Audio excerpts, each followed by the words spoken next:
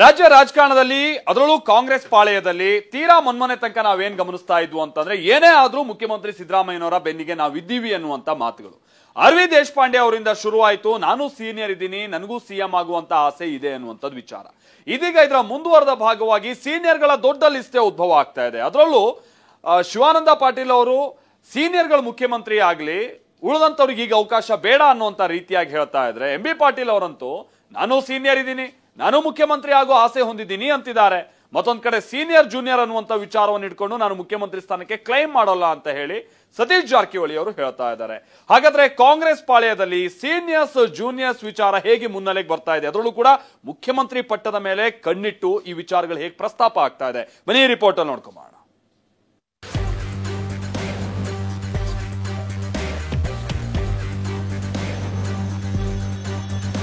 M B Patil ಆಗ್ಬೇಕಂತಾರೆ, ಅವ್ರಕ್ಕಿಂತ senior ಇದ್ದಾರೆ, ಅವ್ರು ಆದ್ಮೇಲೆ ಅವರು ಆಗ್ಬಹುದು. ಮುಖ್ಯಮಂತ್ರಿ ಆಗುವಂತದ್ದು ಸೀನಿಯರಿಟಿ ಜೂನಿಯರಿಟಿ ಬರೋದಿಲ್ಲ. ನಾನು ಕಾಂಗ್ರೆಸ್ ಪಕ್ಷದ ಸೀನಿಯರ್ ಇದ್ದೀನಿ. ನಾನು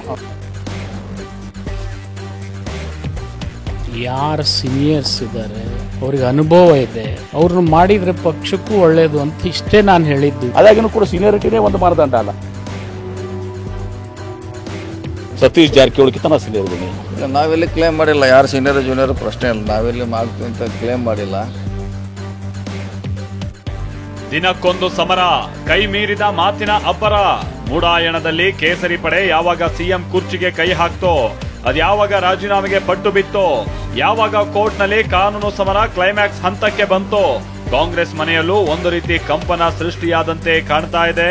ಇದಕ್ಕೆ ಕಾರಣ ಸಿಎಂ ಕುರ್ಚಿ ಕದನ ಸಂಬಂಧ ಖುದ್ದು ಘಟಾನುಘಟಿ ಸಚಿವರುಗಳೇ ಕೊಡ್ತಾ ಇರೋ ಹೇಳಿಕೆಗಳು. ಈ ಹೇಳಿಕೆಗಳು ಕೈ ಮನೆಯಲ್ಲಿ ಅಂತರ್ಯುದ್ಧ ರಣಕಹಳೆಯನ್ನು ಮೊಳಗಿಸಿದ್ರೆ ಬಿಜೆಪಿ ನಾಯಕರು ಮುಸಿ ಮುಸಿ ನಗುವಂತೆಯೂ ಮಾಡಿದೆ. ನಾವು ಮುಖ್ಯಮಂತ್ರಿಗಳ ಪರ ಇದ್ದೀವಿ, ನಾವೆಲ್ಲ ಒಗ್ಗಟ್ಟಾಗಿದ್ದೀವಿ ಅಂತಾನೆ ಸಚಿವರು ಸಿಎಂ ಕುರ್ಚಿಯ ಸೊಲ್ಲೆತ್ತುತ್ತಿದ್ದಾರೆ. ಹೈಕಮಾಂಡ್ ಒಗ್ಗಟ್ಟಿನಿಂದ ಸಿಎಂ ಬೆನ್ನಿಗೆ ನಿಲ್ಲುವಂತೆ ಗಟ್ಟಿ ಸಂದೇಶ ನೀಡಿದ್ರು. ಸಚಿವರ ಮಾತುಗಳಿಂದ ರಾಜ್ಯ ರಾಜಕಾರಣದಲ್ಲಿ ಬೇರೆಯದ್ದೇ ಚರ್ಚೆ ಆರಂಭ ಆಗಿದೆ. ಸಿಎಂ ಕುರ್ಚಿ ಕಾಳಗದ ನಡುವೆ ಸೀನಿಯರ್ ವರ್ಸಸ್ ಜೂನಿಯರ್ ಜಿದ್ದು. ಎಂ ಬಿ ಪಾಟೀಲ್ ಹೇಳಿಕೆಯಿಂದ ಹೊತ್ತಿತು ಹಿರಿಯರು ಕಿರಿಯರ ಕದನ. ಮೂಡಾಯಣ ಸಿಎಂ ಸಿದ್ದರಾಮಯ್ಯನವರಿಗೆ ಬಿಸಿ ತುಪ್ಪವಾಗಿ ಪರಿಣಮಿಸಿದೆ. ಬಿಜೆಪಿಯವರು ನೀವು ರಾಜೀನಾಮೆ ಕೊಡಿ, ತನಿಖೆ ಮಾಡಿಸಿ, ನೀವು ಕ್ಲೀನ್ ಅಂತ ಗೊತ್ತಾದ ಮೇಲೆ ಮತ್ತೆ ಸಿಎಂ ಆಗಿ ಅಂತ ಹೆಜ್ಜೆಗೂ ಕುಟುಕ್ತಾನೆ ಬಂದಿದ್ದಾರೆ, ಈಗಲೂ ಬರ್ತಿದ್ದಾರೆ. ಪರಿಸ್ಥಿತಿ ಹೀಗಿರುವಾಗ ಕೆಲ ದಿನಗಳ ಹಿಂದೆ ಎಂ ಬಿ ಪಾಟೀಲ್ ನಾನು ಸಿಎಂ ಆಗ್ಬೇಕು, ಆಸೆ ಇದೆ, ದುರಾಸೆ ಇಲ್ಲ ಅಂತ ಹೇಳಿದ್ದರು. ಇಷ್ಟೇ ಅಲ್ಲ, ಸಿಎಂ ಆಗೋದಕ್ಕೆ ಸೀನಿಯಾರಿಟಿ ಜೂನಿಯಾರಿಟಿ ಅನ್ನೋದು ಬರಲ್ಲ ಅಂತಾನೂ ಹೇಳಿದ್ರು. ನನಗಿಂತ ಸೀನಿಯರ್ಸ್ ಇದ್ದಾರೆ, ಆದ್ರೆ ಸೀನಿಯರ್ಸ್ ಒಂದೇ ಮಾನದಂಡ ಆಗಿರ. ಒಂದೇದ್ದು ಈಗ ಮುಖ್ಯಮಂತ್ರಿ ಬದಲಾವಣೆ ಪ್ರಶ್ನೆ ಬರೋದಿಲ್ಲ. ಮುಖ್ಯಮಂತ್ರಿ ಆಗುವಂತದ್ದು ಸೀನಿಯರಿಟಿ ಜೂನಿಯರಿಟಿ ಬರೋದಿಲ್ಲ. ನಾನು ಕಾಂಗ್ರೆಸ್ ಪಕ್ಷದ ಸೀನಿಯರ್ ಇದ್ದೀನಿ. ನಾನು ಅದಾಗಿನೂ ಕೂಡ ಸೀನಿಯರಿಟಿನೇ ಒಂದು ಮಾನದಂಡ ಅಲ್ಲ. ಈಗ ಒಂದಿಲ್ಲ ಒಂದು ದಿವಸ ನಾನು ಮುಖ್ಯಮಂತ್ರಿ ಆಗ್ತೀನಿ. ಅದು ಯಾವಾಗ ಆಶೆ ಇದೆ, ದುರಾಶೆ ಇಲ್ಲ. ಆದ್ರೆ ಅವರು ಈಗ ಪಕ್ಷಕ್ಕೆ ಬಂದವರು ಜನತಾದಳ ಬಿಜೆಪಿಯಿಂದ, ಅವ್ರ ಪಾಳೆ ಅಂತೂ ಹತ್ತದಲ್ಲ. ಬಿಜಾಪುರ ಜಿಲ್ಲೆಯಿಂದ ಮುಖ್ಯಮಂತ್ರಿ ಆದ್ರೆ ಅದು ನಾನೇ ಆಗ್ಬೇಕು, ಮತ್ತೆ ಯಾರಾಗಲ್ಲ. ಕೇಳಿದ್ರಲ್ಲ ಎಂ ಬಿ ಪಾಟೀಲ್ ಆಡಿದ ಮಾತುಗಳನ್ನ.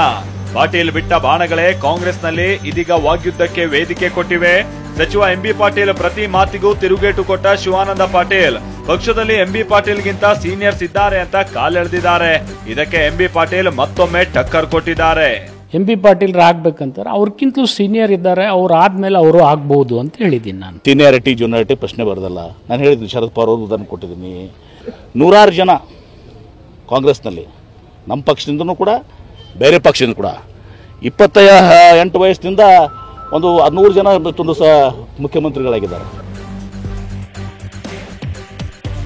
ಇಬ್ಬರ ಮಾತಿನ ಕಾಳಗ ಇಷ್ಟಕ್ಕೆ ನಿಲ್ಲಲಿಲ್ಲ. ಮೊದಲು ಸೀನಿಯರ್ಸ್ಗೆ ಅವಕಾಶ ಸಿಗಲಿ ಅಂತ ಶಿವಾನಂದ ಪಾಟೀಲ್ ಹೇಳಿದ್ದಕ್ಕೆ ನಾನು ಸಿಎಂ ಆದ್ರೆ ಜನರಿಗೆ ಸಂತೋಷ ಅಂದ್ರು. ಸೀನಿಯರ್ಸ್ ಮೊದಲು ಅವಕಾಶ ಸಿಕ್ಕ ಮೇಲೆ ಯಾರು ಬೇಕಾದವ್ರು ಆಗ್ಲಿ. ನಿಮ್ಮ ಮತ್ತು ಎಂ ಬಿ ಪಾಟೀಲ್ ಮಧ್ಯೆ ಜಾರಕಿಹೊಳಿ ಅವರು ಆಗ್ಬಹುದು, ಎಂ ಬಿ ಪಾಟೀಲ್ ಆಗ್ಬಹುದು.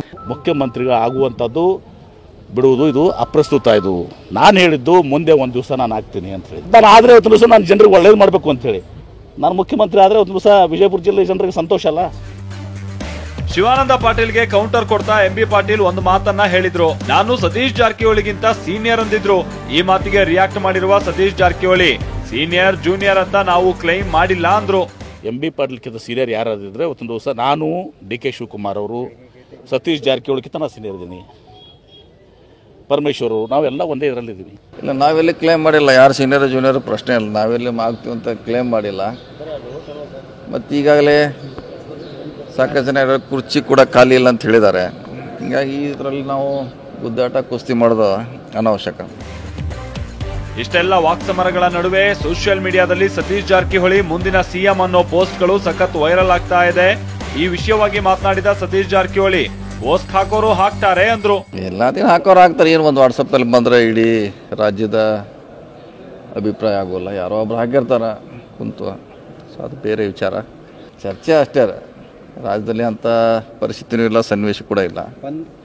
ಮುಖ್ಯಮಂತ್ರಿ ಸಿದ್ದರಾಮಯ್ಯ ಇದ್ದಾರೆ, ಅವರೇ ಮುಂದುವರಿತಾರೆ. CM ರೇಸ್ನಲ್ಲಿ ಒಬ್ಬರಾದ ಮೇಲೆ ಒಬ್ಬರಿದ್ದಾರೆ ಎಂದ ಜೋಶಿ. CMಗೆ ಬೆಂಬಲ ಕೊಡುವವರದ್ದೇ ಹಂಬಲ ಎಂದ ಈಶ್ವರಪ್ಪ. ಕಾಂಗ್ರೆಸ್ ನಾಯಕರ ಮಾತುಗಳೇ ಬಿಜೆಪಿ ನಾಯಕರುಗಳಿಗೆ ಅಸ್ತ್ರ ಸಿಕ್ಕಂತಾಗಿವೆ. ಕೇಂದ್ರ ಸಚಿವ ಪ್ರಹ್ಲಾದ್ ಜೋಶಿ, ಮಾಜಿ ಸಚಿವ KS ಈಶ್ವರಪ್ಪ ತನ್ನದೇ ಧಾಟಿಯಲ್ಲಿ ಕೌಂಟರ್ ಮೇಲೆ ಕೌಂಟರ್ ಕೊಡ್ತಿದ್ದಾರೆ. CM ರೇಸ್ನಲ್ಲಿ ಒಬ್ಬರಾದ್ಮೇಲೆ ಒಬ್ಬರೀಗ ದೇಶಪಾಂಡೆ ಸಾಹೇಬರು ಹಿರಿಯರು, ಅವ್ರು ಹೇಳಿದ್ರು ನಾನು ತಯಾರಿದ್ದೀನಿ ಬೇಕಾರೆ ಅಂತಂದ್ರು. ಆಮೇಲೆ ಪರಮೇಶ್ವರು, DK ಶಿವಕುಮಾರ್ ಅಂತೂ ಮೊದಲಿಂದ ಕೂತಾರೆ. ಇವ್ರನ್ನ ಯಾವಾಗ ಎಬ್ಬಿಸಿನೋ ನಾ ಯಾವಾಗ ಬಂದು ಕೂತೇನೋ ಅಂಥೇಳಿ. MB ಪಾಟೀಲ್, ಸತೀಶ್ ಜಾರಕಿಹೊಳಿ ಮುಖ್ಯಮಂತ್ರಿಗಳ ಕುರ್ಚಿ ಮೇಲೆ ಕಾಂಗ್ರೆಸ್ನಲ್ಲಿರೋಂಥ ತುಂಬ ಜನದ್ದು ಕಣ್ಣಿದೆ. ಒಂದು ಕಡೆ ಮುಖ್ಯಮಂತ್ರಿಗಳನ್ನ ಯಾವುದೇ ಕಾರಣಕ್ಕೂ ನಾವು ಬದಲಾಯಿಸಲ್ಲ, ಬೆಂಬಲ ಕೊಡ್ತೇವೆ ಅಂತ ಹೇಳ್ತಾ ಇದ್ದಾರೆ. ಆ ಮುಖ್ಯಮಂತ್ರಿ ಕುರ್ಚಿ ಮೇಲೆ ಆ ಬೆಂಬಲ ಕೊಡೋರದ್ದೇ ಹಂಬಲ ಇದೆ. ಆ ಹಂಬಲದ ಮುಖಾಂತರನೇ ರಾಜಕಾರಣ ನಡೀತಾ ಇದೆ.